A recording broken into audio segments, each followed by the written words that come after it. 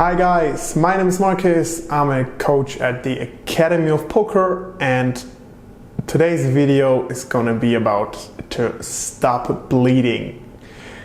In the previous videos we spoke about some off-table skills that gonna make you a better player. Today I decided to move back to the table and work on the game with you itself. So how to stop bleeding? I have decided to start now from preflop, the most important street in poker.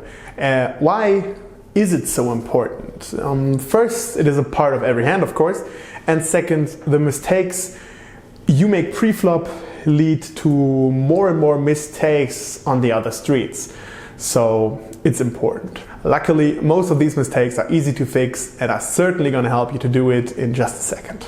Before we start, make sure to join our YouTube channel, subscribe, tap the bell, and never miss out on any stuff from our Academy of Poker again. Also, follow us on Facebook, Instagram, and Twitter, and wherever you can find us. It's the best way to stay in touch and to read some fresh and up-to-date stuff from us and from the poker world. But now let's move back to our tips. And here's already the first one. Calling off the big blind is not a winning strategy. There are at least two reasons for that. The first one is you can take the pot by limping. So if you're limping, there's no way for you to win the pot because the big blind doesn't need to put any chips in. So you're actually just adding some dead money to the pot. And secondly, you're gonna give up on initiative.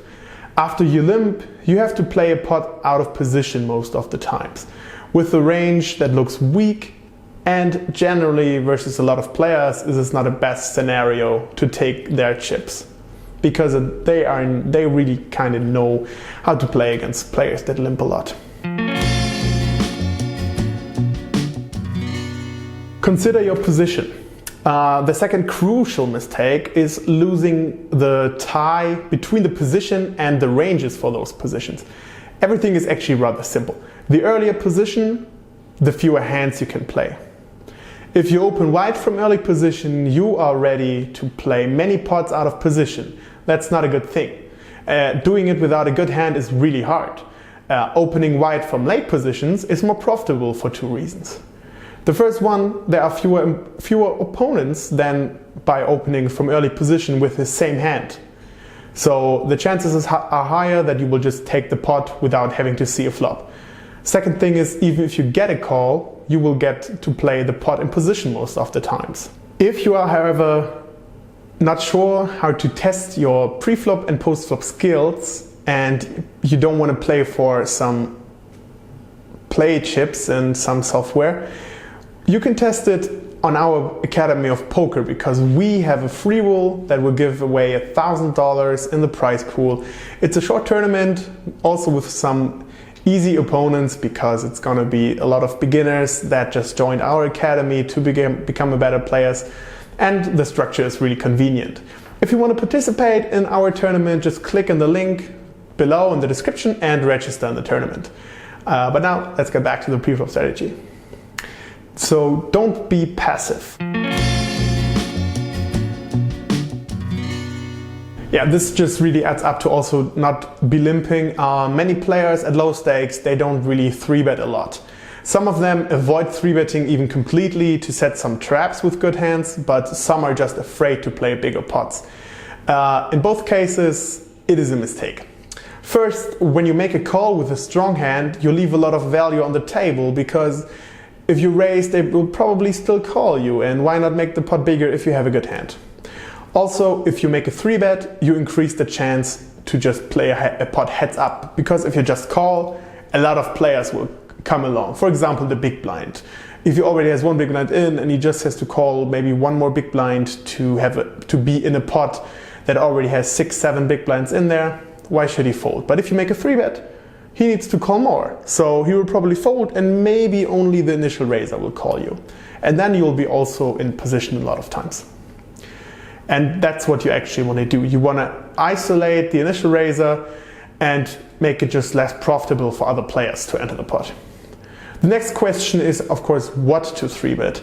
If your 3-bet range includes only strong hands, it's pretty easy to exploit because everyone will just fold if you 3-bet because you only show good hands all the time. Therefore, you should balance your 3-bet range with some bluffs.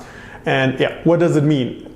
It means that, of course, it could be harder if they call you and you don't hit on the flop.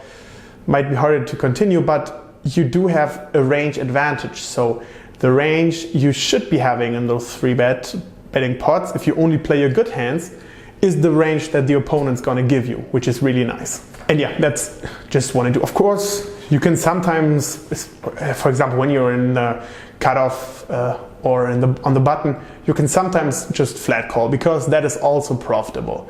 So use that from time to time, and we will then discuss this spot now in the next tip, speaking of cutoff and button. It's about balancing your button range. The button should always be the most profitable position in the table, and there are at least two reasons for it. First, you are the last to act, and you have a positional advantage over the rest of the table all the time. Secondly, blinds have a tendency of folding too many hands without much of a fight, and therefore you are, from the button, the one who can steal from there. Most of the times, players on the blinds protect their hands not aggressively enough, and this massive leak has a tendency to change, unfortunately, now. So players start to understand that the button opens too wide, and they start to 3-bet a lot more. It means that you should find the right balance in your button range. Open wide, but not open too wide. And when I put that in some numbers, your opening range should probably consist of something like 40%, and that's a good starting point.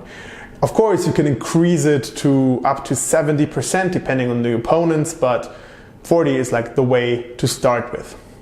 And again, just adjust to your rivals and your opponents. The tighter they are, the wider you can open, and then, as I said, you go to your 70%. If they are pretty active and like to 3-bet a lot, just narrow it down to your 40%, and then you will have not a lot of problems playing versus them.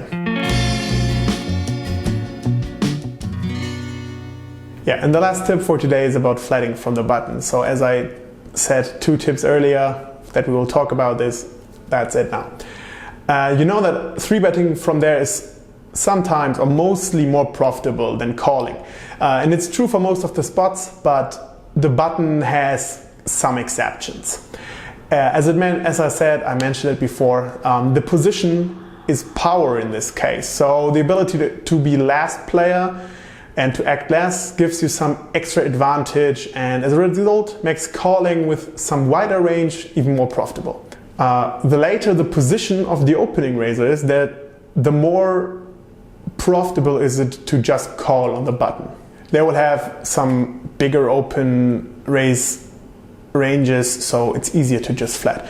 Also, pay attention to the tendencies and the aggressiveness of the blinds there. If they are passive or if they are aggressive and like to 3-bet a lot. Especially when you call, they can squeeze then more often, and yeah, then you're just losing chips because you can't really call if you called the raise that wide. So as you see, preflop kinda looks easy, but people still make a lot of mistakes on this street. From this video, you have learned about 5 of the most typical errors now.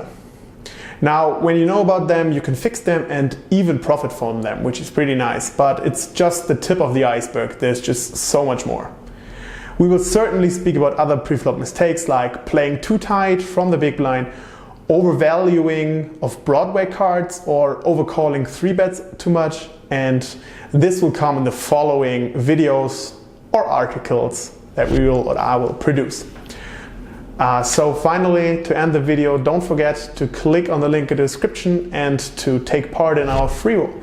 Also, if you like this video, subscribe our Academy of Poker on YouTube, hit the bell, and don't miss out on any of our videos. Also, don't forget to follow us on our social media like Facebook, Instagram, and Twitter. And if you do that, it's going to improve your chance of winning flips from now on. I'm really sure about that. Again, thanks for watching. See you soon. Bye.